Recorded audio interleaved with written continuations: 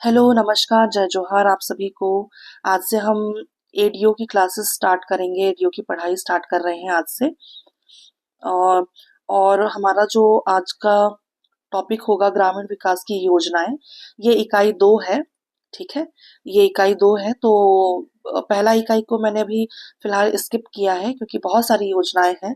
तो पहला जो दूसरी इकाई में जो मेन मेन योजनाएं हैं, है ना? तो पहले उसके बारे में हम देखेंगे, उसके बाद फिर कंटिन्यू करेंगे, है ना? पहला इकाई। मेरे ख्याल से आप सभी ने एडीओ का सिलेबस देखा ही होगा, ठीक है? तो चलिए, हमारा आज का टॉपिक जो है ये मनरेगा है, ठीक है? मनरेगा के बारे में आज हम पढ़ेंगे, महात्मा गांधी राष्ट्रीय ग्रामीण रोजगार गारंटी योजना, ठीक है? तो इसके बारे में मैं आपको थोड़ा छोटा सा एक डिटेल ये बताना चाहती हूँ। एक मिनट, ठीक है? तो ये जो योजना है, ठीक है, ये योजना दरअसल अधिनियम है, ठीक है? याद रखिएगा, ये योजना दरअसल अधिनियम है, ठीक है? तो ये बहुत ही महत्वपूर्ण योजना है, या इसी को आप अधिनियम कह दीजिए। इससे प्रश्न बनना बहुत ही स्वाभाविक है और इससे प्रश्न बनेंगे ही बनेंगे। मेरे ख्याल से आप सभी जानते होंगे मनरेगा के बारे में, ठीक है? इसका पहले इसका नाम हुआ करता था नरेगा, ठीक है? पहले इसका नाम हुआ करता था नरेगा, है ना? बाद में इसका नाम हो गया था क्या? महात्मा गांधी राष्ट्रीय ग्रामीण रोजगार गारंटी योजना, ठीक है? मेरे ख्याल से इसके बारे में आपने सभी पढ़ा ही होगा। तो चलिए, बहुत ज्यादा डिले नहीं करेंगे, सीधे हम पॉइंट पे आते हैं। चलिए, देखते हैं क्या लिखा हुआ है। देश की ग्रामीण क्षेत्रों में निवासरत परिवारों की आजीविका को सुरक्षा प्रदान करने हेतु महात्मा गांधी राष्ट्रीय ग्रामीण रोजगार गारंटी अधिनियम 2005, देखिए यहाँ पे लिखा हुआ है 2005, दिनांक 23 अगस्त 2005 को पारित किया गया। महात्मा गांधी राष्ट्रीय ग्रामीण रोजगार गारंटी अधिनियम 2005 की अधिसूचना दिनांक 7 सितंबर 2005 को जारी की गई।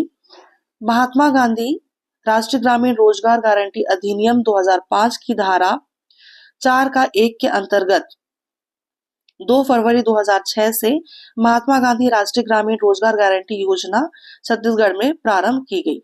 तो यहाँ पे जो फैक्चुअल डेटा दिया हुआ है ना, तो इसको आपको याद रखना जरूरी है। जैसे कि क्या ये आपको दिया हुआ है, क्या अधिनियम ये कब बना था? 2005 में, है ना? महात्मा गांधी राष्ट्रीय ग्रामीण रोजगार गारंटी अधिनियम ये 2005 में बना, ठीक है? कब कब पारित हुआ था ये अधिनियम? तो याद रखिएगा, 23 अगस्त 2005, यहाँ पे साइड में दिया हुआ है 23 अगस्त 2005। ये फैक्चुअल डेटा है ना, तो इसको याद रखना जरूरी है। और ये अधिनियम कब लागू हुआ, कब बना हुआ? ये अधिनियम पारित तो 23 अगस्त 2005 को हुआ, लेकिन ये अधिनियम कब बना? 7 सितंबर 2005 को, ठीक है? और उसके बाद लागू कब हुआ? तो लागू याद रखिएगा 2 फरवरी 2005 को ये लागू हो गया है, ठीक है? 2 फरवरी 2000 सॉरी 6 को, ठीक है? 2 फरवरी 2006 को ये लागू हुआ है। पारित कब हुआ है ये? तो 23 अगस्त 2005 को। अधिनियम इसका बना 7 सितंबर 2005 और लागू हुआ है 2 फरवरी 2006। ये डेटा फैक्चुअल है, इसलिए याद रखना जरूरी है, ठीक है? इसका उद्देश्य देखते हैं क्या लिखा हुआ है। उद्देश्य है, इस अधिनियम का उद्देश्य अकुशल श्रम कार्य करने के लिए इच्छुक वयस्क सदस्यों वाले प्रत्येक ग्रामीण परिवार को एक वित्तीय वर्ष में कम से कम 100 दिनों का मजदूरी रोजगार उपलब्ध कराना है, ठीक है? अकुशल श्रम का मतलब आप समझते होंगे ना, जो जिसके पास कोई स्किल नहीं है, ठीक है?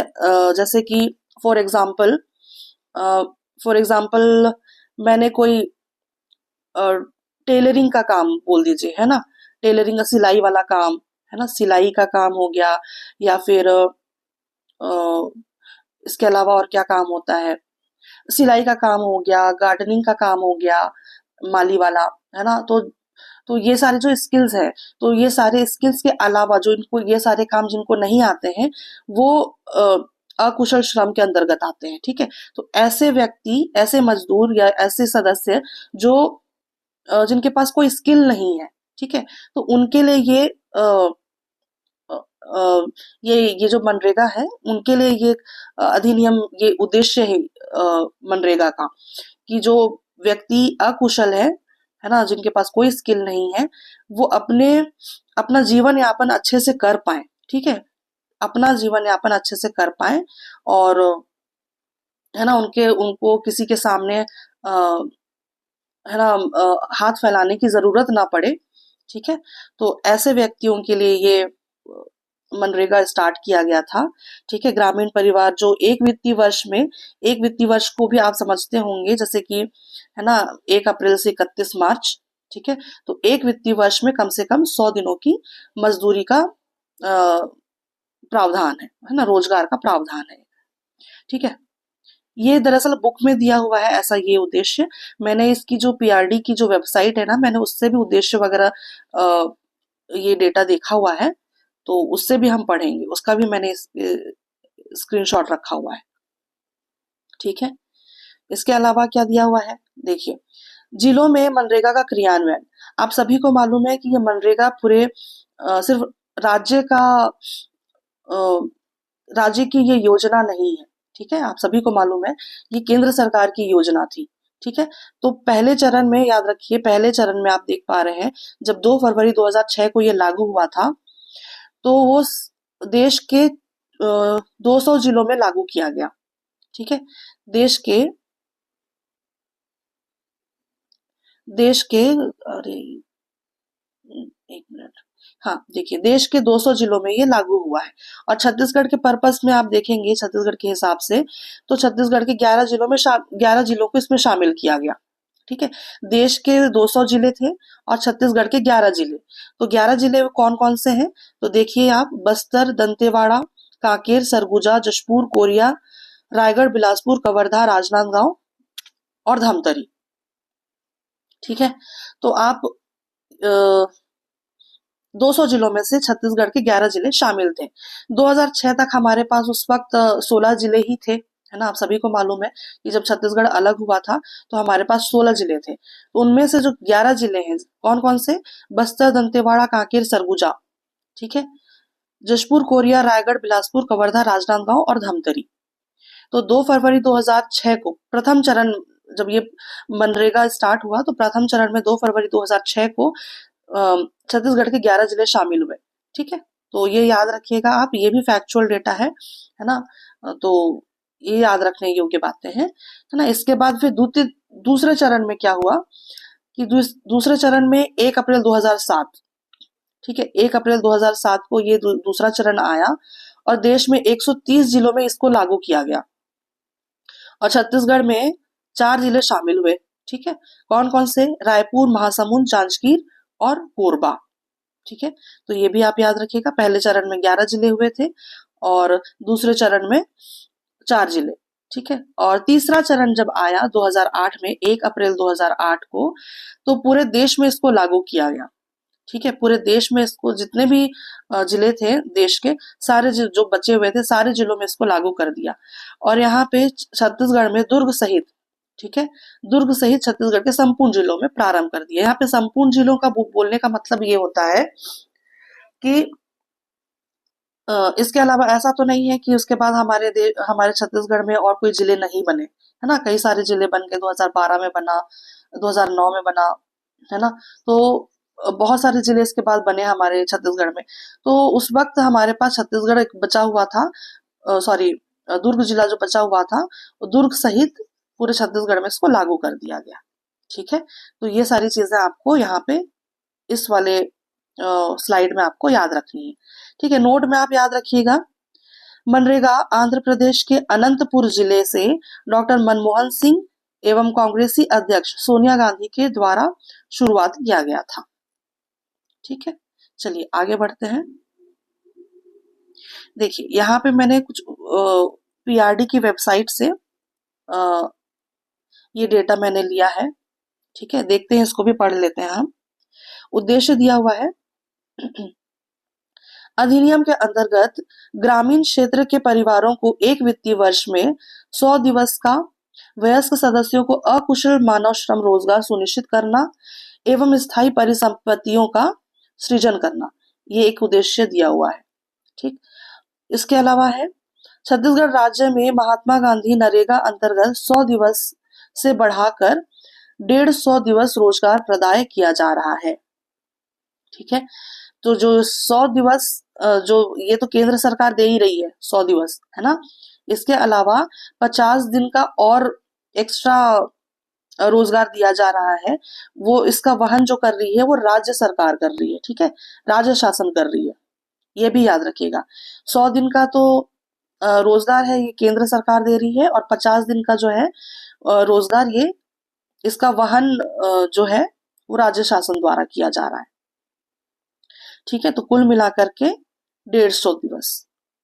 ठीक, अगला है किसी भी ऐसे ग्रामीण परिवार के वयस्क सदस्य जो अकुशल शारीरिक श्रम करने को तैयार हैं, उनके द्वारा आवेदन किए जाने के 15 दिवस के भीतर रोजगार मुहैया कराने की गारंटी लागू होती है।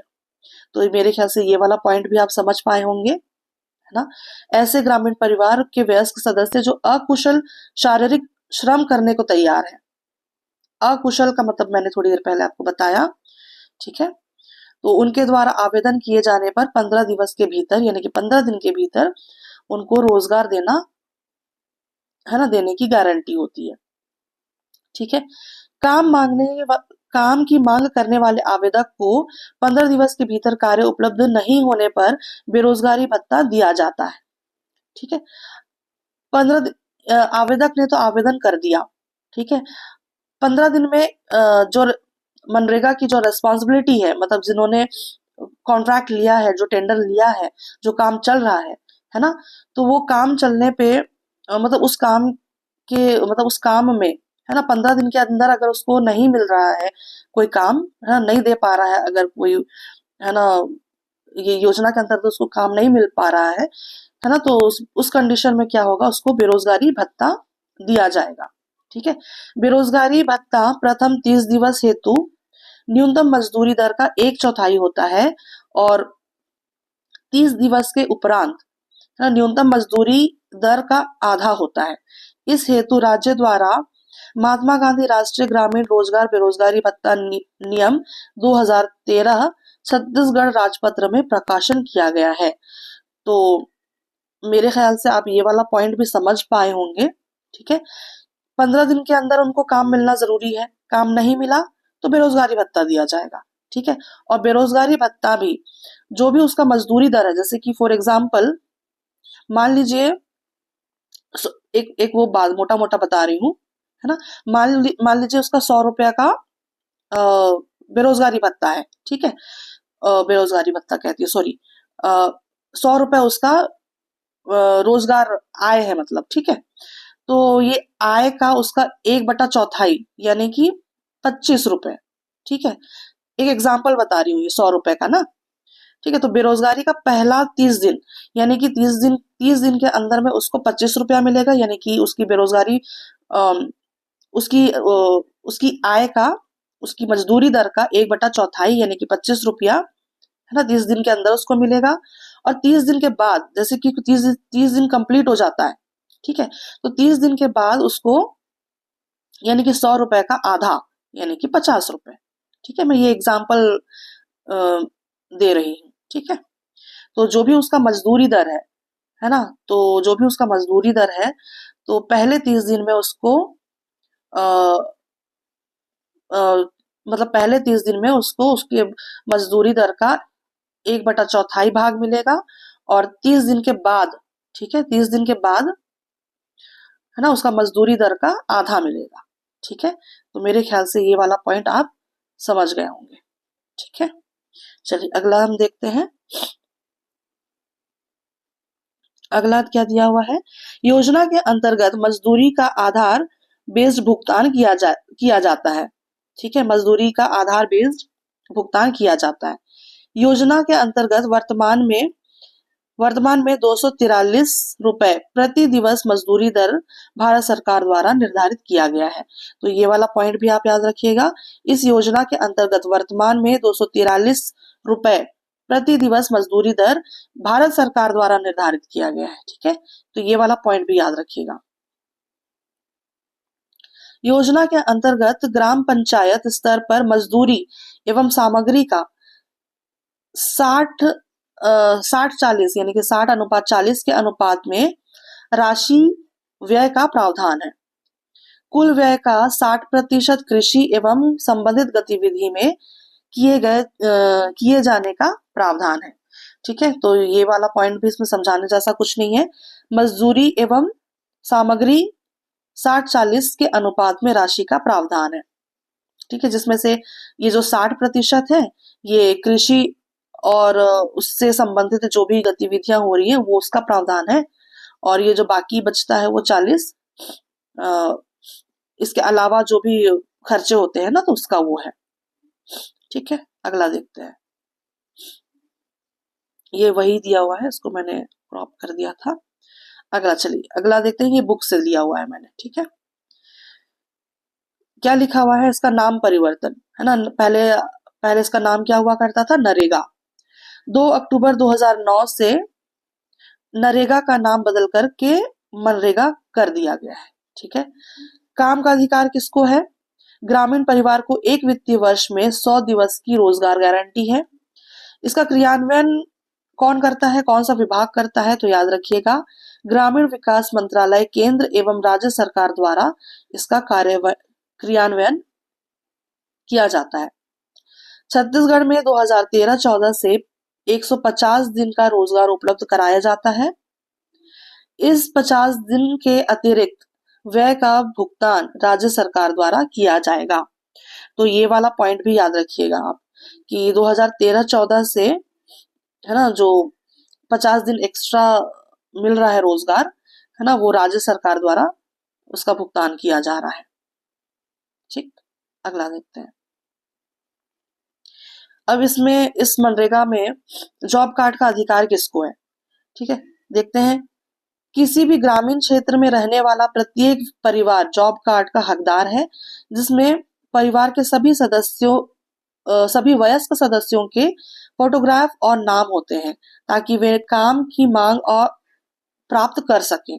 ठीक है, जॉब कार्ड एक महत्वपूर्ण दस्तावेज है जिसमें महात्मा गांधी नरेगा के अंतर्गत कार्य की मांग करने वाले कामगारों की हकदारियां दर्ज रहती है। ठीक है, और जारीकर्ता कौन है, तो जारीकर्ता ग्राम पंचायत है।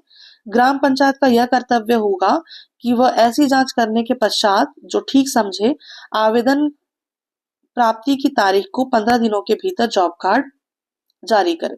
ठीक है, तो ग्राम पंचायत का कर्तव्य यही होता है कि आवेदन दे दिया है ना, सामने से आवेदक ने आवेदन अपना दे दिया तो 15 दिन के भीतर उसका जॉब कार्ड बनना जरूरी है। उस जॉब कार्ड में परिवार के सभी सदस्य अपना है ना वो बनवा सकते हैं जॉब कार्ड, सबका नाम हो सकता है जॉब कार्ड में। जैसे कि यहाँ पे लिखा हुआ है जॉब कार्ड का हकदार परिवार का प्रत्येक सदस्य है। ठीक है, अगला देखते हैं। यह एक कानूनी दस्तावेज है जो रोजगार मांगने का हक देता है। इसकी वैधता कब तक होती है, तो याद रखिएगा 5 वर्ष की वैधता होती है। 5 वर्ष समाप्ति के बाद 1 माह के अंदर पुनः उपलब्ध कराया जाता है। इसका सत्यापन भी होता है, और राज्य जॉब कार्डों का सत्यापन करने के लिए समयबद्ध अभियान चला सकते हैं। ठीक है, तो इसका सत्यापन भी होता है। ठीक है, अगला देखते हैं। जॉब कार्ड पर आपत्ति हेतु निराकरण, जैसे कि जॉब कार्ड से अगर किसी को कोई आपत्ति है, ठीक है, तो वो सदस्य जो है अपना अपील किसके पास कर सकता है, किस पदाधिकारी के पास कर सकता है, तो उसका निराकरण कब होना चाहिए, कब तक करना है ना, वो सब यहाँ पे दिया हुआ है। चलिए देखते हैं। जॉब कार्ड पर आपत्ति हेतु निराकरण, तो पहला अपील जो करेगा आवेदक है ना वो सरपंच के पास करेगा। ठीक है, और 7 दिन के अंदर उसका निराकरण होना चाहिए, उसका समाधान होना चाहिए 7 दिनों के अंदर। ठीक है, अगर 7 दिनों के अंदर नहीं हो पाता है उसका समाधान, तो वो दूसरी अपील कर सकता है किसके पास, तो जनपद के सीईओ के पास अपना अपील दे सकता है। इसमें उसका निराकरण कब तक होना चाहिए, प्रथम अपील से 7 दिन के भीतर। 7 दिन का तो प्रथम अपील में जो 7 दिन हो चुका है ना, 7 दिन के अंदर अंदर सरपंच को है उसका निराकरण करना चाहिए था, है ना, सरपंच ने नहीं किया तो प्रथम अपील से, है ना, 7 दिन का तो टाइम निकल गया, तो उसके बाद के 7 दिन के भीतर यानी कि 14 दिन के भीतर उसका निराकरण होना चाहिए। ठीक है। उसके बाद वो फिर भी अगर जनपद सीईओ से संतुष्ट नहीं है, उसका निराकरण नहीं हो रहा है, उसका समाधान नहीं हो रहा है, तो वो तीसरी अपील करेगा। तीसरी अपील वो करेगा किसके पास? तो जिला पंचायत के सीईओ के पास करेगा। तो सेम एज इट इज, जिसकी 14 दिन का समय तो निकल गया, तो दूसरी अपील से, ठीक है, दूसरी अपील से 7 दिन के भीतर, ठीक है, 7 दिन के भीतर, तो आई गेस यहाँ पे भी आपको पॉइंट समझ में आ गया होगा। ठीक है, तो वो 3 अपील कर सकता है। पहली अपील वो सरपंच के पास, जिसमें वो 7 दिन के अंदर उसका निराकरण होना चाहिए, समाधान होना चाहिए उसकी समस्या का। और दूसरी अपील वो जनपद सीईओ के सामने करेगा, है ना। प्रथम अपील से 7 दिन के भीतर उसका निराकरण होना आवश्यक है। और तीसरी अपील वो अगर नहीं हो पाता है ना, तो तीसरी अपील वो करेगा किसके पास? जिला पंचायत सीईओ के पास, दूसरी अपील से 7 दिवस के भीतर। ठीक, अगला देखते हैं। जॉब कार्ड रद्द करने की प्रक्रिया। जॉब कार्ड रद्द करने की क्या प्रक्रिया है? निष्पक्ष जांच के पश्चात कार्यक्रम अधिकारी तथ्यों के साथ जॉब कार्ड रद्द करने का निर्देश दे सकता है। ठीक है, समस्त कार्यवाही ग्राम सभा में की जाएगी, जैसे नाम जोड़ना, हटाना, रद्द किया जाना वगैरह वगैरह। ठीक है, अगला देखते हैं। जॉब कार्ड रद्द किया जाना क्या है? नियमित आधार पर और निश्चित रूप से कार्यों की मांग न किए जाने या रिपोर्ट न किए जाने के आधार पर किसी भी जॉब कार्ड को रद्द न किया जाए। जॉब कार्डों को विधिवत सत्यापन के बाद केवल तभी रद्द किया जा सकता है जब परिवार स्थायी रूप से शहरी क्षेत्रों में पलायन कर चुका हो, यदि परिवार किसी एक पंचायत को छोड़कर दूसरे पंचायत में चला गया हो, या फर्जी दस्तावेज के आधार पर पंजीकृत किया गया हो, या डुप्लीकेट जॉब कार्ड होने पर। ठीक है, तो जॉब कार्ड कब रद्द किया जा सकता है ना, तो उसका यहाँ पे पॉइंट दिया हुआ है। यदि परिवार, है ना, परमानेंटली शहरी क्षेत्र में चला चला गया हो, ठीक है, अपना वो शहर छोड़ दिया हो, शहर बोलती हूँ सॉरी, अपना वो गांव, अपना वो क्षेत्र जहाँ पे उसका नाम जुड़ा हुआ था, वो उस क्षेत्र से परमानेंटली शहरी क्षेत्र में पलायन कर चुका हो, है ना। ये, और इसके अलावा यदि परिवार किसी एक पंचायत को छोड़ करके दूसरे पंचायत में चला गया हो, तब भी वो रद्द हो जाएगा। और फर्जी दस्तावेज, है ना, और डुप्लीकेट जॉब कार्ड, है ना, तो ये सारे पॉइंट्स हैं जॉब कार्ड रद्द होने के। ठीक, इसके अतिरिक्त यदि ग्राम पंचायत क्षेत्र को नगर पालिका या नगर निगम घोषित कर दिया जाता है, तो उस क्षेत्र में रहने वाले सभी परिवारों को मौजूदा जॉब कार्ड दिखाए जाने पर मिलने वाली रोजगार की सुविधाएं बंद हो जाएगी। ठीक है, तो ये वाला पॉइंट भी मेरे ख्याल से आप समझ पाए होंगे। ठीक है, यदि ग्राम पंचायत, जो भी ग्राम पंचायत है ना, वो अगर नगर निगम या नगर पालिका घोषित हो जाता है ना, तो वहां पे जितने भी जॉब कार्ड वाले हैं, परिवार हैं, है ना, उनको ये सुविधा नहीं दी जाएगी। ऐसे सभी जॉब कार्डों को स्वतः ही रद्द माना जाएगा, है ना। डीपीसी या डिस्ट्रिक्ट प्रोग्राम कोऑर्डिनेटर यह सुनिश्चित करेगी कि उन्हें ऐसी अधिसूचना के तुरंत बाद रद्द कर दिया जाए। संबंधित राज्य सरकार द्वारा सहगामी परिवर्तन भी किए जाएंगे, जिन्हें इसे मंत्रालय के संज्ञान में लिया जाएगा। ठीक, अगला देखते हैं। कामगार की हकदारी। कामगार की हकदारी किसके पास है, किसको होनी चाहिए? 15 दिनों के भीतर काम पाने का अधिकार है सभी को, जिसके पास जॉब कार्ड है।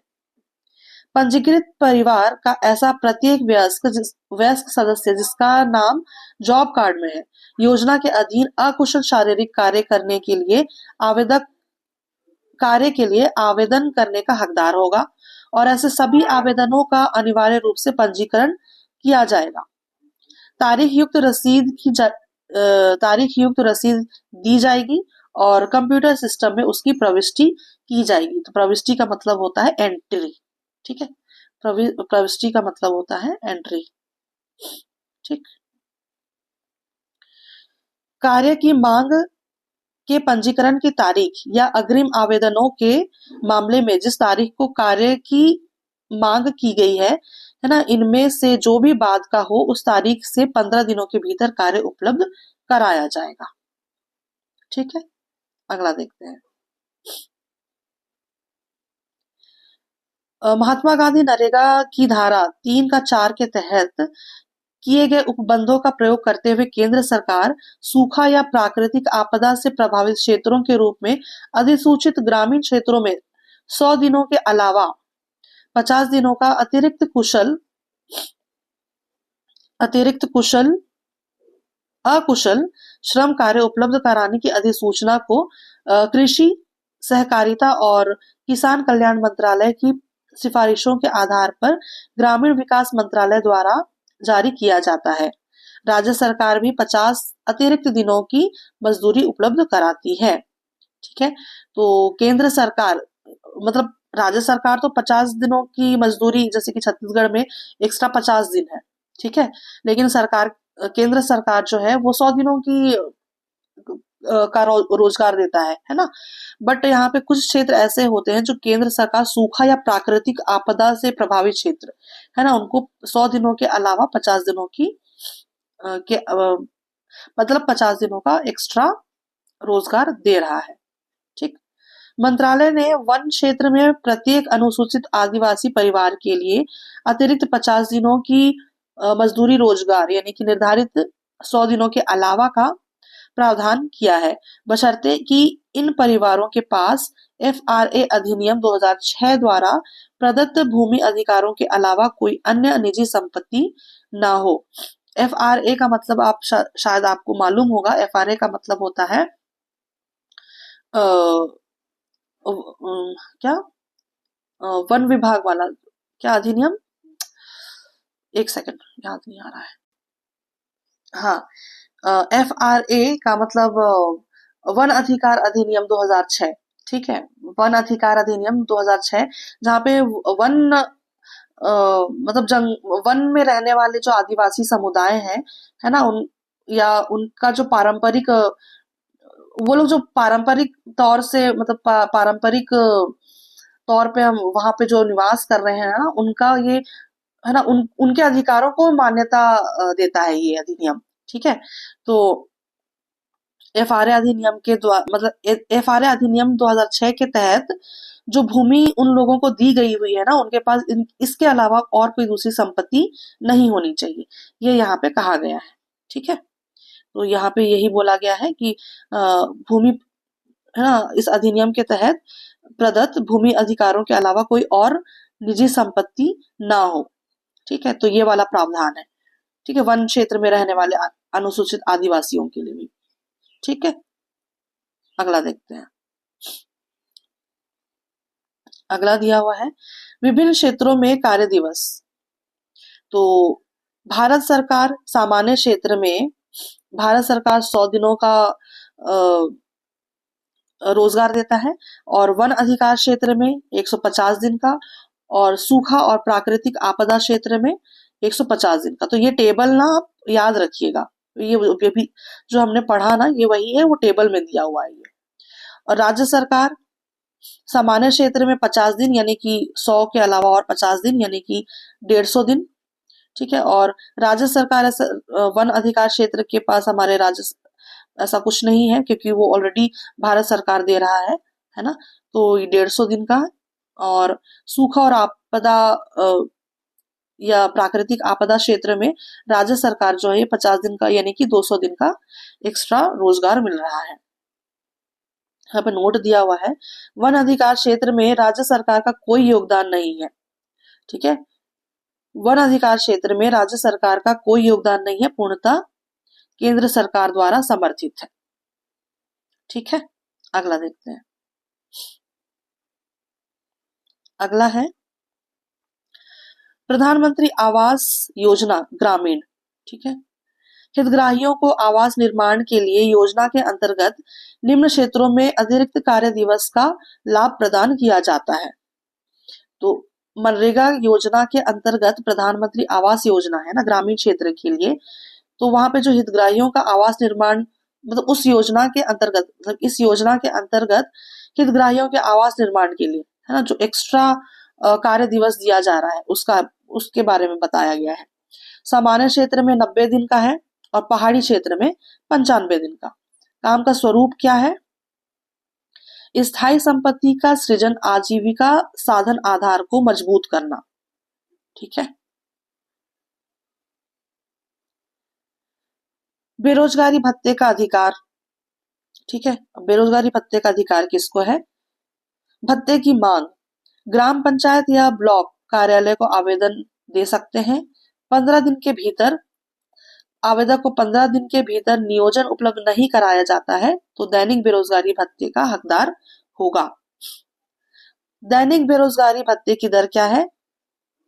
वित्तीय वर्ष के पहले 30 दिन, जिसमें थोड़ी देर पहले हमने इसको देखा भी है ना, 1/4 कुल मजदूरी का बेरोजगारी भत्ता। वित्तीय वर्ष की शेष अवधि है ना, उसमें आधा यानी कि 1/2 कुल मजदूरी का बेरोजगारी भत्ता। ठीक है, यहाँ पे नोट में आप यहाँ पे दिया हुआ है, बेरोजगारी भत्ता पूर्णतः राज्य सरकार द्वारा दिया जाता है। इस हेतु राज्य द्वारा छत्तीसगढ़ राष्ट्रीय ग्रामीण रोजगार गारंटी बेरोजगारी भत्ता नियम 2013 बनाया गया है। ठीक है, ये याद रखिएगा ये वाला पॉइंट। ठीक है, बेरोजगारी भत्ता जो है ये पूरा का पूरा राज्य सरकार वहन करती है। ठीक है, अगला देखते हैं। अगला है राज्य सरकार की जिम्मेदारी। राज्य सरकार की क्या जिम्मेदारी है इस चीज में? बेरोजगारी भत्ते में बेरोजगारी भत्ते की भुगतान की प्रक्रिया विधि को नियंत्रित करने वाले नियम बनाना, बेरोजगारी भत्ते के भुगतान के लिए आवश्यक बजट का प्रावधान करना। जब तक बजट नहीं होगा बेरोजगारी भत्ता कैसे दिया जाएगा, है ना? जब तक बेरोजगारी ना बजट नहीं बनेगा बेरोजगारी भत्ता राज्य सरकार नहीं दे पाएगी, है ना? तो बजट बनाना, है ना, बजट का प्रावधान करना जरूरी है। ठीक है, और उसके नियंत्रण के लिए, है ना, नियम कानून बनाना जरूरी है। अगला देखते हैं। कार्यक्रम अधिकारी यह सुनिश्चित करेगा कि बेरोजगारी भत्ते से संबंधित सभी प्रविष्टियां केवल नरेगा सॉफ्ट के माध्यम से की जाए। जो कार्यक्रम अधिकारी है, जो प्रोजेक्ट चल रहा है उसका जो अधिकारी है वो ये सुनिश्चित करेगा कि बेरोजगारी भत्ते से संबंधित जितनी भी एंट्रीज हैं वो नरेगा सॉफ्ट, ये एप्लीकेशन है उनका, है ना, उसके माध्यम से ही की जाएगी। यदि किसी बेरोजगारी भत्ते का भुगतान किया जाता है तो उसकी राशि को जॉब कार्ड में दर्शाया जाना चाहिए। रजिस्टर 3 ग्राम पंचायत में रखे जाने वाला जो रजिस्टर 3 है, इसमें कामगारों को दिए गए बेरोजगारी भत्ते की अपेक्षित जानकारी रहनी आवश्यक है। ठीक है, अगला देखते हैं। बेरोजगारी भत्ते की भुगतान की देयता को अस्वीकृत करना। किसी वित्तीय वर्ष के दौरान किसी परिवार को बेरोजगारी भत्ते का भुगतान करने का राज्य सरकार का दायित्व तभी समाप्त हो जाएगा जब ग्राम पंचायत या कार्यक्रम अधिकार द्वारा कामगार को खुद या उसके परिवार से कम एक वयस्क सदस्य को तैनात करके कार्य के लिए रिपोर्ट देने के साथ समय का आवंटन कर दिया जाता है। इसका मतलब ये होता है कि ग्राम पंचायत या कार्यक्रम अधिकारी, है ना, यहाँ पे कार्यक्रम अधिकारी लिखा हुआ है ना, द्वारा कामगार को खुद या उसके परिवार के कम से कम एक वयस्क को मतलब कुल मिलाकर के आप इसमें ये समझिए कि परिवार में भाई एक परिवार में 3 या 4 सदस्य हो सकते हैं, है ना, जो काम करने वाले हैं, है ना, तो कम से कम एक वयस्क सदस्य को तैनात करके कार्य के लिए रिपोर्ट देने के साथ कार्य का आवंटन कर दिया जाए। यानी कि परिवार मतलब उस जॉब कार्ड से सिर्फ परिवार का एक ही सदस्य काम कर सकता है ना। इसमें जो लिखा हुआ है उसका मतलब ये होता है कि उस जॉब कार्ड से परिवार का सिर्फ एक ही सदस्य काम करेगा। ठीक है, वह अवधि जिसके लिए रोजगार मांगा गया है समाप्त हो जाती है और आवेदक के परिवार का कोई सदस्य रोजगार के लिए आगे नहीं आता है ना, तब भी तब भी ये बेरोजगारी भत्ता नहीं दिया जाएगा। ठीक है, वह अवधि जिसके लिए मतलब रोजगार मांगा गया लेकिन समाप्त हो गया, है ना, उसकी समाप्ति हो गई है ना, तो भी है ना, और मतलब कोई काम नहीं कर रहा है। ठीक है, तो परिवार का कोई सदस्य भी मतलब अगर वो रोजगार नहीं करना चाह रहा है तो भी यहाँ पे बेरोजगारी भत्ता नहीं दिया जाएगा। परिवार आवेदक के परिवार के वयस्क सदस्यों ने वित्तीय वर्ष में कुल मिलाकर के कम से कम 100 दिनों का कार्य पूरा कर लिया हो। और यदि 100 दिनों का मतलब पूरा का पूरा परिवार, एक परिवार में मान लीजिए 3 सदस्य हैं, एक परिवार में 3 सदस्य हैं, ठीक है, तो प्रायोरिटी वो हम बाद में पढ़ेंगे भी, यहाँ पे शायद लिखा भी हुआ है ना, प्रायोरिटी किसको मिलती है, किनको कम मिलती है प्रायोरिटी, तो वो सारी चीजें भी हैं। तो कुल मिलाकर के एक वित्तीय वर्ष में, ठीक है, अगर उन्होंने 100 दिन का काम पूरा कर लिया है, यानी कि इन तीनों सदस्यों में से कोई भी, या फिर तीनों के तीनों मिला करके ही सही, है ना, इनने ये 100 दिनों का काम कंप्लीट कर लिया है, तो भी इस कंडीशन में बेरोजगारी भत्ता नहीं दिया जाएगा। आवेदक के परिवार ने मजदूरी और बेरोजगारी भत्ते को मिलाकर इतनी राशि प्राप्त कर ली है जो कि वित्तीय वर्ष के दौरान 100 दिनों के कार्यों की मजदूरी के बराबर है ना, तो उस कंडीशन में भी बेरोजगारी भत्ता नहीं दिया जाएगा। अगला देखते हैं, बेरोजगारी भत्ते के दावे को अस्वीकृत करना। बेरोजगारी भत्ता कब मतलब कोई आवेदक अगर बेरोजगारी भत्ता पाने के लिए दावा कर रहा है तो उसको ग्राम पंचायत या कार्यक्रम अधिकारी कैसे अस्वीकृत करेगा। जो भी आवेदक अपने परिवार को उपलब्ध कराए गए रोजगार को स्वीकार नहीं करता या करती है, या कार्यक्रम अधिकारी अथवा क्रियान्वयन एजेंसी द्वारा अधिसूचित किए गए 15 दिनों के भीतर कार्य करने के लिए रिपोर्ट नहीं करता या करती है, या संबंधित क्रियान्वयन एजेंसी ने अनुमति लिए बगैर 1 सप्ताह से अधिक समय तक लगातार काम पर नहीं आता या आती है, या किसी माह में कुल मिलाकर 1 सप्ताह से अधिक समय तक अनुपस्थित रहता या रहती है, तो 3 माह की अवधि के इस अधिनियम के तहत देय बेरोजगारी भत्ते का दावा करने का हकदार नहीं होगा या होगी, किंतु वह इस योजना के अंतर्गत किसी भी समय रोजगार मांगने के लिए पात्र होगा। ठीक है, तो मेरे ख्याल से पॉइंट क्लियर है यहाँ पे कि 15 दिनों के भीतर उसको काम मिल गया है ना, और काम के लिए वो रिपोर्ट नहीं कर रहा है ना, मतलब काम पे वो नहीं जा रहा है, या फिर वहां का जो एजेंसी उस मतलब जो वो टेंडर देख रहा है, कॉन्ट्रैक्ट जिस एजेंसी ने वो काम संभाला हुआ है, जिसके अंडर में वो काम चल रहा है ना, उसको बिना बताए 1 हफ्ते के लिए वो गायब हो गया, है ना, लगातार काम पे नहीं आ रहा है, तो उस कंडीशन में भी, है ना, उसका जो दावा होगा वो खारिज कर दिया जाएगा।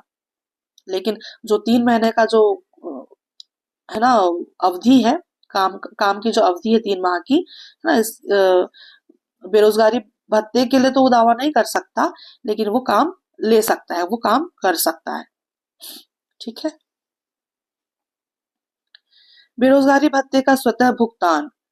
निर्धारित समय सीमा में निर्णय न लेने और बेरोजगारी भत्ते का भुगतान न किए जाने पर कामगारों के खाते में देय राशि का स्वतः भुगतान कर दिया जाएगा। ठीक है, अगला देखते हैं, महात्मा गांधी नरेगा के अंतर्गत कार्य। तो 5 किलोमीटर के अंदर कामगार को उसके निवास स्थान से 5 किलोमीटर के अंदर काम दिया जाएगा। काम निश्चित रूप से उसी ब्लॉक में दिया जाएगा जहां वह आवेदन करते समय निवास कर रहा था। और यात्रा भत्ता, यदि किसी कामगार को उसके निवास स्थान से 5 किलोमीटर से अधिक दूरी पर काम आवंटित किया जा रहा है तो वह यात्रा भत्ता पाने का हकदार होगा, जो कि मजदूरी दर का 10% होगा। अगला देखते हैं, महिलाओं को प्राथमिकता। पंजीकृत एवं कार्य करने हेतु आवेदन करने में कम से कम 1/3 महिलाओं को रोजगार। तो पंजीकृत एवं कार्य करने हेतु आवेदन करने वाले में कम से कम 1/3 महिलाओं को रोजगार दिया जाएगा। अगर जो मतलब जो योजना जो प्रोजेक्ट चल रहा है ना, उसमें महिलाओं का 1/3 होना आवश्यक है, मतलब उनको प्रायोरिटी दी जाएगी महिलाओं को। मातृत्व भत्ता क्या है? 12 माह में 50 दिन या अधिक दिवस कार्य की हो, मातृत्व भत्ते के रूप में उन्हें 1 माह का मजदूरी राशि का भुगतान किया जाएगा। मातृत्व भत्ता राज्य शासन द्वारा वहन किया जाएगा, तो ये वाला पॉइंट भी याद रखेंगे आप, है ना। जो मातृत्व भत्ता जो है ये भी राज्य शासन द्वारा वहन किया जाएगा। छत्तीसगढ़ राज्य द्वारा वर्ष 2013-14 से मातृत्व भत्ता प्रारंभ किया गया है। ठीक है, तो मातृत्व भत्ता 12 माह में 50 दिन या अधिक दिन कार्यकरी किया हुआ हो उनको, और मातृत्व भत्ते के रूप में उन्हें 1 माह का मजदूरी राशि का भुगतान किया जाएगा, है ना। उनको प्रायोरिटी मिल रही है महिलाओं को, है ना। जो प्रोजेक्ट चल रहा होगा उसमें 1/3 महिलाओं को रोजगार देना, है ना, जरूरी है, मतलब प्रायोरिटी है महिलाओं को। अगला, कार्यस्थलों पर सुविधाओं का अधिकार। ठीक है, कामगार महात्मा गांधी नरेगा कार्यस्थल पर निम्नलिखित सुविधाओं के हकदार है। जैसे क्या? चिकित्सा सहायता या प्राथमिक उपचार, पेयजल की सुविधा होगी, छाया हेतु शेड, वो जो एल्बेस्टर की क्या कहते हैं ना, वो टीना चदरा वाला, तो उस टाइप का शेड होना है ना। पेयजल की सुविधा होगी और चिकित्सा की भी सुविधा होगी। ठीक है, शिशु घर भी, है ना, इम्पोर्टेंट है ना। ये सुविधा के भी हकदार है काम करने वाले वहां के जो कामगार हैं। इसमें यह कहा गया है कि यदि किसी कार्यस्थल पर काम करने वाली महिलाओं के साथ 5 वर्ष से कम आयु के बच्चों की संख्या 5 या उससे अधिक होने पर शिशु घर की व्यवस्था किए जाने का प्रावधान है। ठीक है, शिशु घर के बच्चों को देखभाल के लिए उन महिला श्रमिकों में से किसी एक को नियुक्त करने का प्रावधान किया जाएगा। उस प्रतिनियुक्त व्यक्ति को मजदूरी दर का भुगतान किया जाएगा। इलाके में शोषणकारी परिस्थितियों में जीने वाली महिलाएं या बंधुआ मजदूरी करने वाली महिलाएं या तस्करी की शिकार या हाथ में मैला ढोने वाले कार्य से मुक्त कराई गई महिलाओं में से सबसे अधिक अभावग्रस्त महिलाओं को बच्चों की देखरेख के लिए रखा जाएगा। ठीक है, तो ये वाला पॉइंट भी क्लियर है। ठीक, अगला देखते हैं। मतलब उन महिलाओं को प्रायोरिटी दी जाएगी बच्चों की देखभाल के लिए जो, है ना, ये शोषणकारी परिस्थितियों में रहने वाली, बंधुआ मजदूरी से बाहर निकली हुई हो, या तस्करी की शिकार से बाहर आ चुकी हो, या जो मैला ढोने का काम करती रही हैं, है ना। तो वैसी महिलाएं जो ये सब जिनके साथ हो चुका है और उन सब चीजों से वो निकल चुकी हैं, है ना, तो ऐसी महिलाओं को प्रायोरिटी दी जाएगी बच्चों की देखभाल के लिए। और कार्यस्थल में जो वहां पे काम कर रही है ना, ऐसी महिलाओं में से ही एक को नियुक्त किया जाएगा। ठीक है, बच्चों की देखभाल के लिए। अगला देखते हैं। कामगारों को चोट लगने, दुर्घटना होने एवं मृत्यु होने के मामले में उनके हकों के बारे में बताया गया है। योजना के अंतर्गत कार्यरत किसी व्यक्ति को किसी भी दुर्घटना के कारण और उसके रोजगार के दौरान यदि कोई व्यक्तिगत चोट लगती हो, तो वह मुफ्त में आवश्यक चिकित्सा उपचार का हकदार होगा। जहां चोटग्रस्त कामगार को अस्पताल में भर्ती करने की आवश्यकता हो, वहां राज्य सरकार उसे अस्पताल में भर्ती कराने की व्यवस्था करेगी। इसमें आवास, उपचार, औषधियां तथा दैनिक भत्ते का भुगतान जो मजदूरी दर के आधे से कम नहीं होगा। ठीक है, यदि योजना के अंतर्गत नियोजित व्यक्ति की मृत्यु हो जाती है, नियोजित व्यक्ति का मतलब जो व्यक्ति वहां पे जो काम कर रहा है उसकी मृत्यु हो जाती है, या दुर्घटना से या रोजगार के दौरान यदि स्थायी रूप से विकलांग हो जाता है, तो उसे या उसके कानूनी वारिस को, जैसा भी मामला हो, क्रियान्वयन एजेंसी द्वारा प्रधानमंत्री सुरक्षा बीमा योजना के अंतर्गत पात्रता के अनुसार केंद्र सरकार द्वारा अधिसूचित अनुग्रह राशि दी जाएगी। ठीक है, तो ये वाला जो योजना है ना, इसके बारे में भी हम पढ़ेंगे। कौन सी? ये प्रधानमंत्री सुरक्षा बीमा योजना, इसके बारे में भी हम पढ़ेंगे बाद में। ठीक है, तो इसी योजना यानी कि प्रधानमंत्री सुरक्षा बीमा योजना के अंतर्गत जो भी व्यक्ति पात्र होगा, है ना, केंद्र सरकार द्वारा उसको अनुग्रह राशि दी जाएगी। अगला देखते हैं। यदि योजना के अंतर्गत नियोजित व्यक्ति के साथ आने वाले किसी बच्चे का दुर्घटना के कारण कोई व्यक्तिगत चोट लगती है, तो वह व्यक्ति मुफ्त चिकित्सा उपचार का हकदार होगा।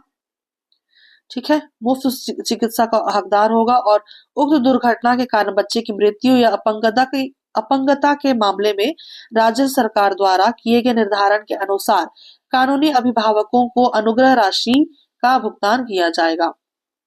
ठीक है, तो उसी योजना के अंतर्गत जो भी हमने देखा ना, तो वही सारी चीजें यहाँ पे लिखी हुई है। अच्छा, एक चीज में ये भी याद रखिए, जो पिछला हमने देखा, ये केंद्र सरकार है ना, ये कहा गया है ना, केंद्र सरकार, ये देखिए यहाँ पे, ये केंद्र सरकार द्वारा अधिसूचित अनुग्रह राशि दी जाएगी। ये जो हमने पढ़ा ना, व्यक्ति की यदि कामगार की यदि मृत्यु हो जाती है, दुर्घटना हो जाता है ना, या विकलांग हो जाता है, तो उसके कानूनी वारिस को, जैसा भी मामला हो, क्रियान्वयन एजेंसी द्वारा प्रधानमंत्री सुरक्षा बीमा की योजना के अंतर्गत पात्रता के अनुसार केंद्र सरकार, ये पॉइंट याद रखिएगा, केंद्र सरकार द्वारा अधिसूचित अनुग्रह राशि दी जाएगी। और अभी हमने नेक्स्ट क्या देखा?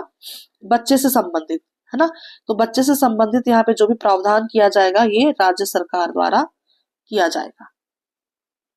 ठीक है, तो याद रखिएगा। अगला देखते हैं। अन्य महत्वपूर्ण तथ्य क्या दिए हुए हैं? मजदूरी दर, मजदूरी दर यहाँ पे दिया हुआ है 1 अप्रैल 2023 में 221 रुपए था। ठीक है, 1 अप्रैल 2023 में 221 रुपए वित्तीय वर्ष 2023-24 के अनुसार, मतलब वित्तीय वर्ष 2023-24 में 221 रुपए था। 2024 1 अप्रैल 2024 में 243 रुपए वित्तीय वर्ष 2024-25, यानी कि 22 रुपए की बढ़ोतरी हुई है। ठीक है, तो ये वाला जो पॉइंट आप देख रहे हैं ना, अगर बाई चांस ये अपडेट हो जाता है ना, अभी तक तो अभी हमने जो उद्देश्य में मैंने ओपीआरडी की वेबसाइट से जो मैंने दिखाया था ना, उसमें भी यही वाला लिखा हुआ है, 243 रुपए, है ना, 243 रुपए। ठीक है, वित्तीय वर्ष 2024-25 का, है ना, कितना हुआ है? 22 रुपए की बढ़ोतरी हुई है। पहले कितना था? 221 रुपए, है ना, तो अभी भी यही वाला डेटा दिया हुआ है, 243 रुपए वाला। ठीक है, मेरे ख्याल से ये डेटा चेंज, मतलब अमाउंट नहीं चेंज होगा। ठीक है, अगला क्या लिखा हुआ है? मजदूरी का भुगतान बैंक या डाकघर बचत खाते के माध्यम से किया जाएगा। ठीक है, अगला देखते हैं। अगला है मजदूरी एवं सामग्री अनुपात।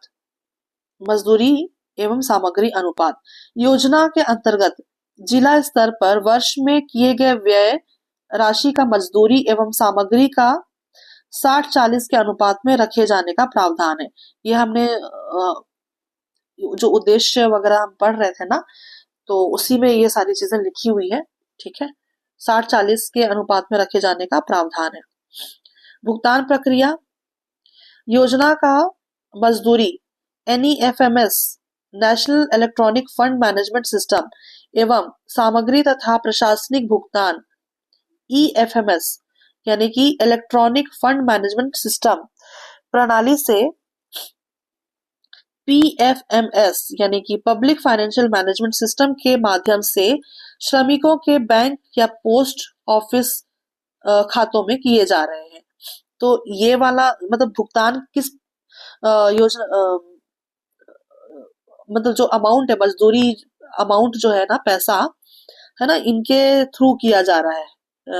NEFMS, यानी कि इसको याद रखिएगा ना, बाई चांस अगर पूछ लेगा ये डिटेल, फुल फॉर्म में बता दीजिए पूछा तो, अब है ना, याद रखिएगा क्या। NEFMS, national electronic fund management system, याद रखिएगा। NEFMS, national electronic fund management system. ये योजना का मजदूरी, ठीक है, ये भुगतान हो रहा है, मजदूरी है ना, पैसा। और सामग्री तथा प्रशासनिक भुगतान, सामग्री तथा प्रशासनिक भुगतान किसके माध्यम से किया जा रहा है? EFMS, electronic fund management system, है ना, इसके थ्रू किया जा रहा है, ठीक है। EFMS, electronic fund management system. और इस प्रणाली से PFMS, public financial management system के माध्यम से श्रमिकों के बैंक या पोस्ट ऑफिस खातों में इसका भुगतान किया जा रहा है, ठीक है। तो ये सारी चीजें आप याद रखिएगा, इसका फुल फॉर्म याद रखिएगा, भुगतान की प्रक्रिया क्या है, ठीक है। और ये सारा इसका ये योजना का मजदूरी और सामग्री तथा प्रशासनिक भुगतान, ठीक। अगला देखते हैं क्या दिया हुआ है। पारदर्शिता एवं उत्तरदायित्व। भारत सरकार ने निर्देशानुसार पारदर्शिता सुनिश्चित करने हेतु राज्य में पृथक से सामाजिक अंकेक्षण इकाई का गठन किया है, ठीक है। ट्रांसपेरेंसी के लिए सामाजिक अंकेक्षण इकाई, ठीक है, इसका गठन किया है, भारत सरकार ने किया है, ठीक है। भारत सरकार ने भारत सरकार के निर्देशानुसार, है ना, सुनिश्चित करने के लिए राज्य में, है ना, ये सामाजिक अंकेक्षण इकाई का गठन किया गया है। महात्मा गांधी नरेगा अंतर्गत प्राप्त शिकायतों का निराकरण हेतु छत्तीसगढ़ ग्रामीण रोजगार गारंटी शिकायत निवारण निवारण नियम 2012 बनाया गया है। तो ये वाला पॉइंट भी आपको याद रखने की आवश्यकता है। कौन सा? महात्मा गांधी नरेगा अंतर्गत शिकायतों का निराकरण हेतु, ठीक है, शिकायतों का निराकरण हेतु छत्तीसगढ़ ग्रामीण रोजगार गारंटी शिकायत निवारण नियम 2012 बना गया है। तो इसको भी आप याद रखेंगे। और ये भी याद रखेंगे कि राजपत्र में इसका प्रकाशन कब हुआ? 11 मई 2012 में, ठीक है। और महात्मा गांधी नरेगा की धारा 27 के तहत योजना क्रियान्वयन से संबंधित शिकायतों के निवारण या निपटारे के लिए जिला स्तर पर योजना अंतर्गत 17 लोकपाल की नियुक्ति की व्यवस्था की गई है, ठीक है। 17 लोकपाल की, लोकपाल उसको बोलते हैं ना, अकाउंटेंट को कहते हैं लोकपाल शायद, है ना। 17 लोकपाल की नियुक्ति की व्यवस्था की गई है।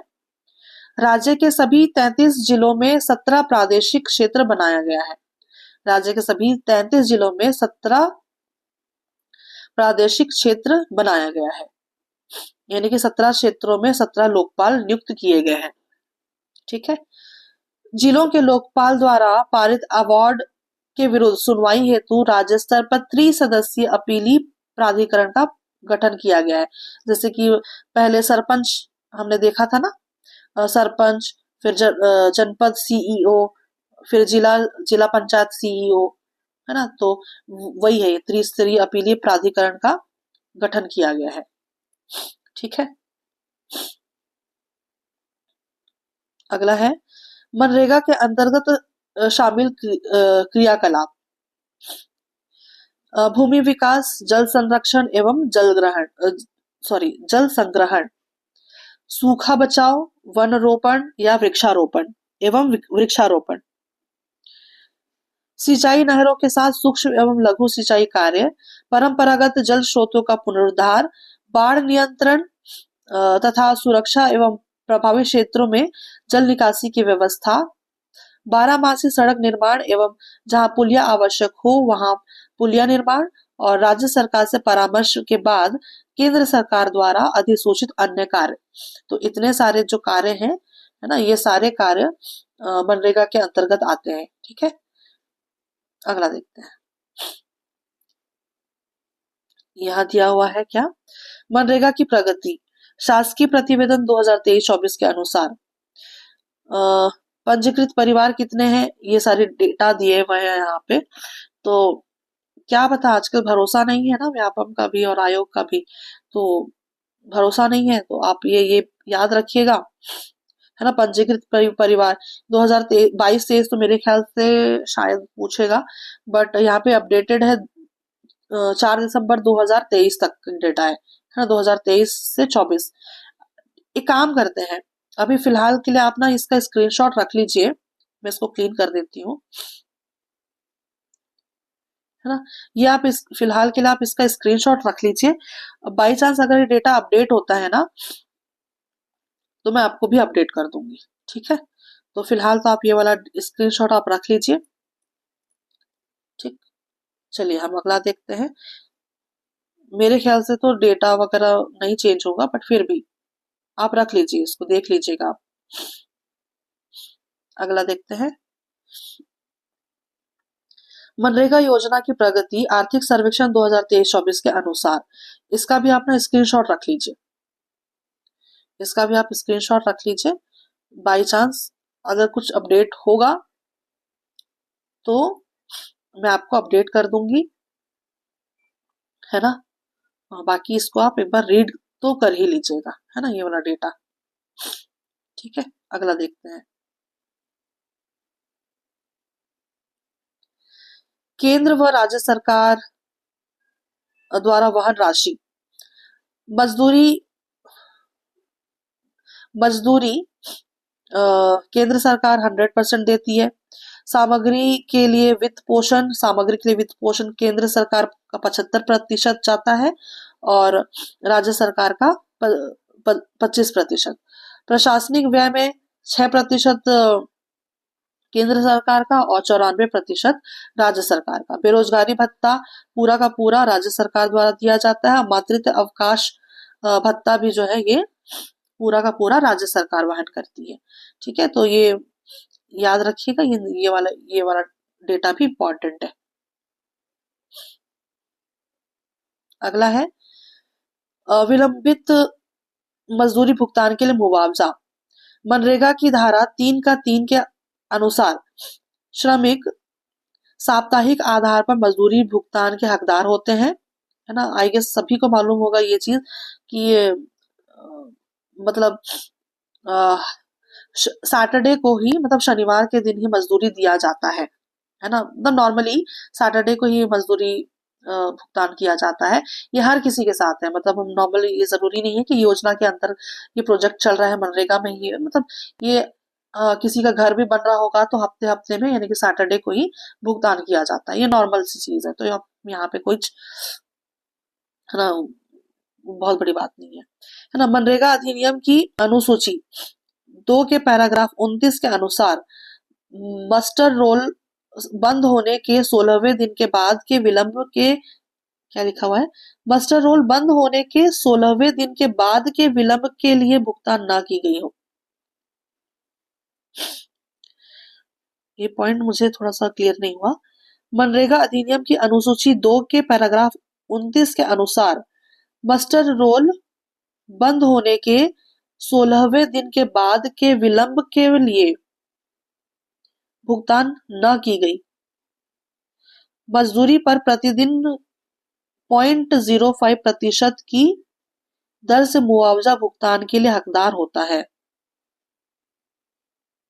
देखिए जी, मैं ना ये पॉइंट नहीं समझ पाई हूँ, ये वाला। तो आपको अगर ये समझ में आ रहा होगा ना, तो मुझे आप ये बताइएगा, ठीक है। मैं ये वाला पॉइंट नहीं समझ पाई। अगला देखते हैं। मनरेगा के अंतर्गत संचालित योजनाएं, हैं। भुगतान प्रक्रिया, अभी एक थोड़ी देर पहले देखा हमने, नवंबर 2016 से है ना। ये NEFMS क्या था, national electronic fund management system, है ना, के अंतर्गत के माध्यम से मजदूरों को मजदूरी मजदूरी भारत सरकार द्वारा सीधे अंतरित की जा रही है। और जन मनरेगा मनरेगा योजना के अंतर्गत निर्मित परिसंपत्तियों के जियो टैग के माध्यम से फोटो प्राप्त कर उपलब्ध कराए गए हैं, जिसे आम जन जन मनरेगा ऐप पर देख सकते हैं। तो ये वाला भी याद रखिएगा, है ना। इस मनरेगा योजना के अंतर्गत निर्मित परिसंपत्तियों के जियो टैग के माध्यम से, है ना, फोटो प्राप्त कर उपलब्ध कराए गए हैं और इसे आम जन यानी कि जन मनरेगा ऐप में देख सकते हैं। अगला अगला है सिक्योर सॉफ्टवेयर। ये सॉफ्टवेयर भी याद रखिएगा। ये कुछ इस प्रोजेक्ट्स में जो कुछ क्या कहना चाहिए, ये सारी चीजें किसके माध्यम से ये एक सब काम हो रहे हैं ना, वो सारी चीजें यहाँ पे दी हुई है। यानी कि सिक्योर सॉफ्टवेयर, तो इसका प्रारंभ कब हुआ था? ये 2018-19 में राज्य के समस्त जिलों में, ठीक है, 2018-19 से राज्य के समस्त जिलों में ये प्रारंभ हुआ था सिक्योर सॉफ्टवेयर, ठीक है। इसका उद्देश्य क्या था? मनरेगा योजना के अंतर्गत निर्माण कार्यों के प्राक्कलन तैयार करने, तकनीकी स्वीकृति एवं प्रशासकीय स्वीकृति ऑनलाइन प्रदान करने हेतु, ठीक है, प्राक्कलन तैयार करने, तकनीकी स्वीकृति और प्रशासकीय स्वीकृति ऑनलाइन प्रदान करने के लिए इसका प्रयोग किया गया था, ठीक है। सिक्योर का पूरा नाम क्या है? Software for estimate calculation using rural rate for employment, ठीक है, software for estimate calculation using rural rate for employment, इसका सिक्योर का पूरा नाम है। इसके बाद आता है प्रोजेक्ट उन्नति, ठीक है। ये कब प्रारंभ किया गया था? 2018-19 में भारत सरकार द्वारा। प्रोजेक्ट उन्नति जो है 2018-19 में भारत सरकार द्वारा प्रारंभ किया गया। इसका लक्ष्य क्या था? मनरेगा श्रमिकों का कौशल विकास करना ताकि वर्तमान आंशिक रोजगार से पूर्ण रोजगार की ओर बढ़ सके, ठीक है। यानी कि आंशिक रोजगार से पूर्ण रोजगार की ओर बढ़ सके, ठीक है। इसका मतलब भी आइए समझते होंगे आप। अगला देखते हैं। मनरेगा योजना में आत्मनिर्भरता बढ़ेगी, ठीक है। वित्तीय वर्ष 2023-24 के लिए 2000 हितग्राहियों को प्रशिक्षण देने का लक्ष्य रखा गया है। अभी तक कुल 4790 ना 4790 हितग्राही प्रशिक्षण प्राप्त कर चुके हैं टोटल। जियो मनरेगा क्या है?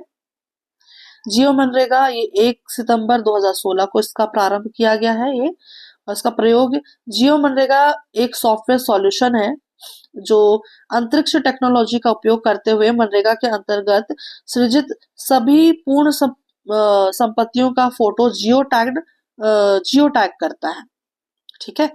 और इसका उद्देश्य क्या है? पारदर्शिता एवं जवाबदेहिता को सुनिश्चित करने हेतु पब्लिक क्षेत्र में मजदूरी और सामग्री की विस्तृत जानकारी को एकत्रित करना, ठीक है।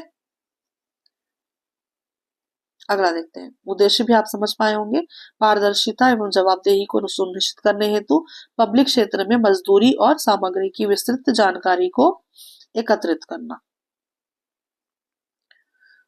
ठीक। अगला है बेयरफुट टेक्नीशियन प्रणाली। बेयरफुट टेक्नीशियन प्रणाली क्या है? BFT इसको बोलते हैं, है ना, BFT। निर्माण कार्यों में तकनीकी सहायकों के सहयोग से बेयरफुट तकनीशियन चयन कर उसको 90 दिवस का प्रशिक्षण देकर ग्राम पंचायतों के कार्यों में मदद लिया जाता है।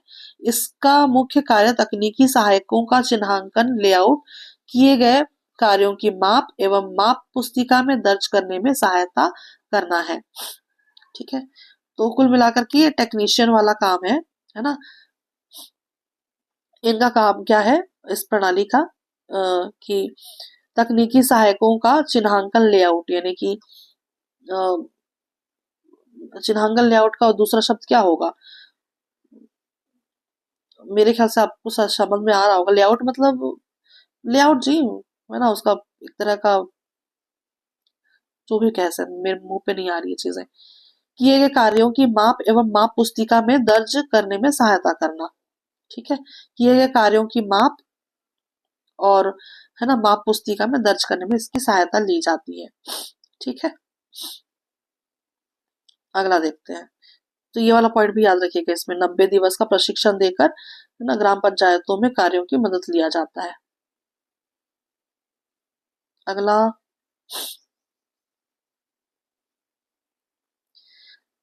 मिशन अमृत सरोवर।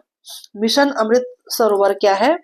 इसका उद्देश्य है न्यूनतम 1 एकड़ क्षेत्रफल एवं 10,000 घन मीटर जल धारण क्षमता के अमृत सरोवर का निर्माण करना।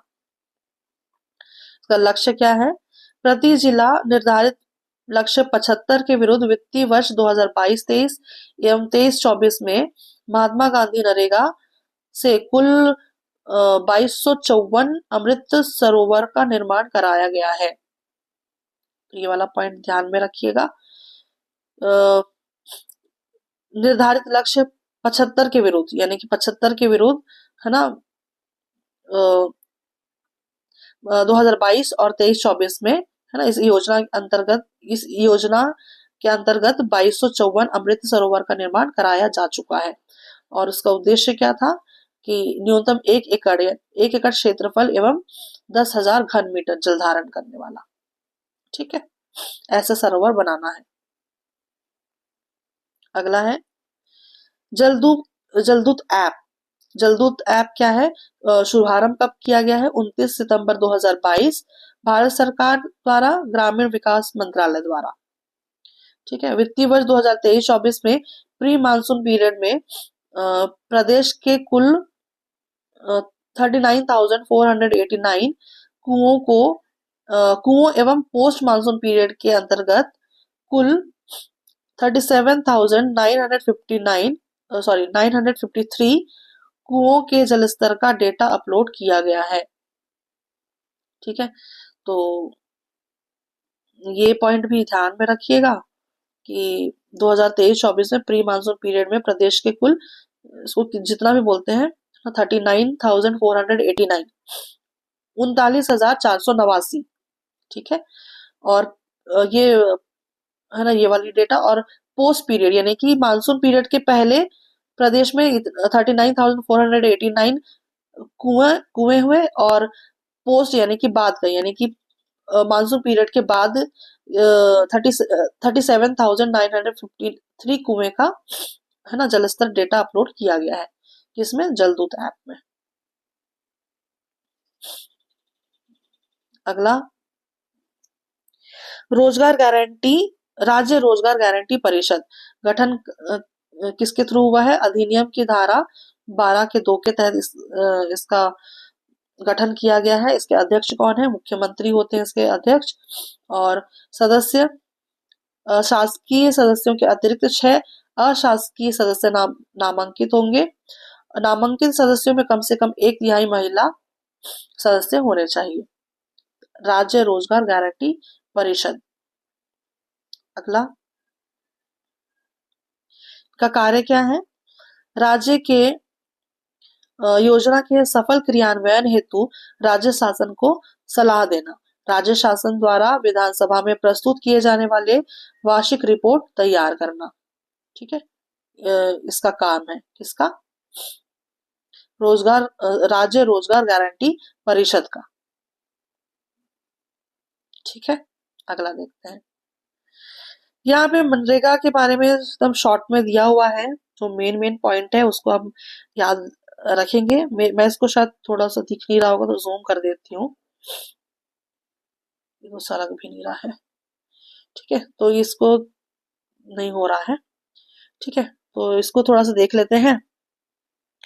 है ना, मनरेगा का संक्षिप्त विवरण यहाँ पे दिया हुआ है।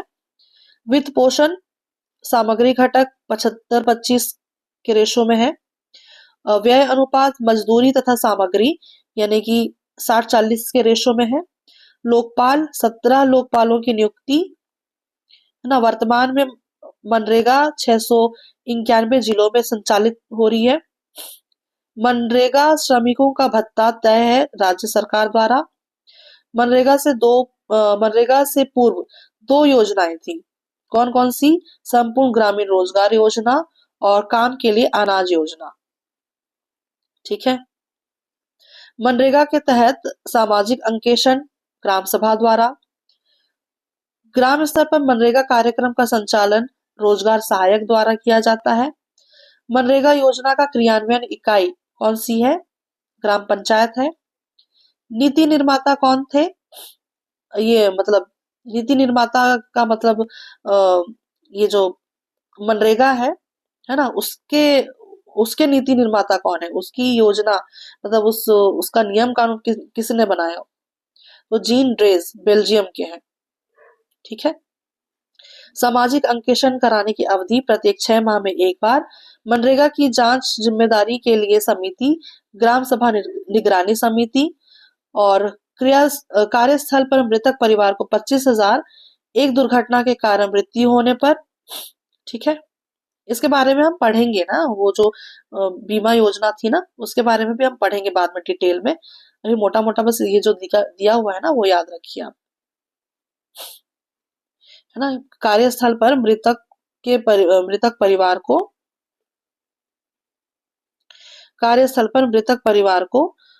25,000 एवं 25,000 एक दुर्घटना के कारण मृत्यु होने पर दिया जाएगा। और एक मैट को ज्यादा से ज्यादा मजदूरों की देखरेख की जिम्मेदारी 50 मजदूरों की होती है। छत्तीसगढ़ राज्य स्तर पर स्थापित मुफ्त हेल्पलाइन नंबर है ये, है ना, 1800-233-2425। शिकायत निवारण नियम है 2012। राजपत्र में प्रकाशन कब हुआ? 11 मई 2012 को। छत्तीसगढ़ राज्य ग्रामीण रोजगार बेरोजगारी भत्ता नियम 2013। मनरेगा की धारा 27 के तहत 17 लोकपाल नियुक्त, 33 जिलों में 17 प्रादेशिक क्षेत्र में विभाजित। लोकपाल के विरुद्ध मनरेगा प्राधिकरण त्रिसदस्यीय। ठीक। अगला, यहाँ पे कुछ विशेष धाराएं दी हुई हैं। चलिए एक बार देख लेते हैं धाराएं। थोड़ा जूम आउट कर देती हूँ। ठीक है, मेरे ख्याल से दिख रहा होगा अभी आपको। विशेष धाराएं हैं। मनरेगा में 6 अध्याय और 34 धाराएं हैं, तो ये वाला पॉइंट याद रखिएगा। मनरेगा में 6 अध्याय हैं और 34 धाराएं हैं। धारा 3 में लिखा हुआ है परिवारों को ग्रामीण रोजगार की गारंटी 100 दिन के भीतर। धारा 5 में लिखा हुआ है गारंटीकृत रोजगार उपलब्ध कराने की शर्तें। धारा 6 में मजदूरी दर 60 रुपए प्रति दिन से कम नहीं होगी।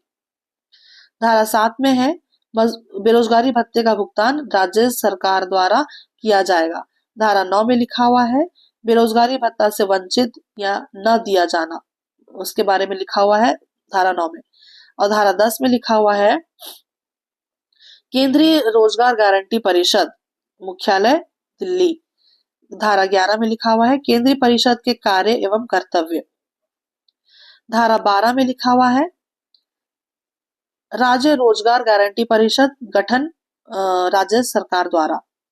धारा 16 में लिखा हुआ है ग्राम पंचायत के दायित्व। धारा 17 में लिखा हुआ है ग्राम सभा कार्यों का सामाजिक अंकेक्षण। और धारा 19 में शिकायत निवारण तंत्र। और धारा 25 में लिखा हुआ है मनरेगा अधिनियम का उल्लंघन करने पर 1,000 रुपया जुर्माना। ठीक है, यहाँ पे कुछ और छोटा मोटा डेटा है, देख लेते हैं एक बार।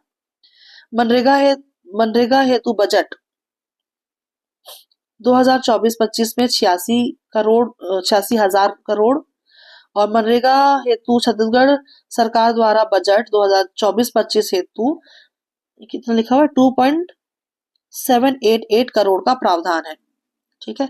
मनरेगा में अवार्ड के लिए नामांकित टीम का प्रमुख प्रोग्राम कोऑर्डिनेटर है ना। और मनरेगा योजना में अवार्ड पंचायत को दिया जाता है।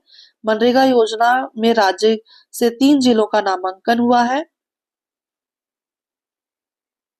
मनरेगा योजना में राज्य से 3 जिलों का नामांकन। अच्छा, मनरेगा योजना में राज्य से 3 जिलों का नामांकन है। ठीक है। पुरस्कार समारोह 2 फरवरी, कृषि भवन नई दिल्ली। मनरेगा में श्रमिकों की कार्यवाही विश्राम सहित 9 घंटा, यानी कि 9 घंटा काम करना है ना, विश्राम सहित। मनरेगा में इस खाते में सिर्फ मनरेगा मजदूरी को ही रख सकते हैं। मनरेगा योजना में दुर्घटना में श्रमिकों को अस्पताल में भर्ती के दौरान आधी पारिश्रमिक राशि मिलेगी। ठीक। तो इसमें मेरे ख्याल से समझने समझाने जैसी कोई बातें नहीं है ना। तो यहाँ पे मेरे ख्याल से आपको चीजें समझ में आ गई होंगी। ठीक है। और यहाँ पे ये टॉपिक खत्म हो रहा है आज का मनरेगा। ठीक है। तो इसके बाद हम दूसरा कोई इम्पोर्टेंट टॉपिक देखेंगे। तब तक के लिए अगर आपको कोई चीज समझ नहीं आ रही है तो मुझे कमेंट बॉक्स में बताइएगा, और मुझे जो समझ में नहीं आया है, अगर मैंने कहीं पे कुछ गलत भी बोला है तो भी आप मुझे कमेंट बॉक्स में बताइएगा। ठीक है। तो चलिए, बस आज के लिए इतना ही। धन्यवाद, शुक्रिया और आभार।